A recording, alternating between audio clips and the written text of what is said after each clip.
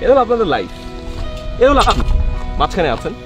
Always আপনি যেই পজিশনে আছেন আপনার থেকে এগিয়ে থাকা অনেক মানুষ আছে, তারা হলো এগুলো।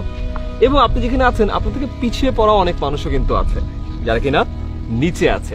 খেয়াল করে দেখবেন আপনাকে নিয়ে যে মানুষগুলো খারাপ কথা বলে, কটু কথা বলে, টিপ্পনি কাটে, পচানোর চেষ্টা করে, ট্রোল করে, এই মানুষগুলো কিন্তু কখনো আপনার উপরের মানুষগুলো না। কারণ তারা কিন্তু অনেক ব্যস্ত, তারা অনেক সাকসেসফুল, তারা জীবন নিয়ে স্যাটিসফাইড, তারা আরেকজনকে ছোট করার মধ্যে কোনো আনন্দ খুঁজে পায় না এবং তারা নিজের কাজ নিয়ে ব্যস্ত বলে আরো উপরে উঠছে। আপনাকে দিনে যে নিয়ে যারা খারাপ কথা বলে তারা বেসিক্যালি আপনার নিচে। এই মানুষগুলো বেসিক্যালি বেকার, তাদের কোনো কাজ নাই। ফেসবুকে কমেন্টে আপনাকে খারাপ কথা বলা ছাড়া তার জীবনে কোনো সাকসেস নাই এবং সে বেচারা এখানে একা, তার নিচে কেউ নাই, তার উপরে আপনি আছেন।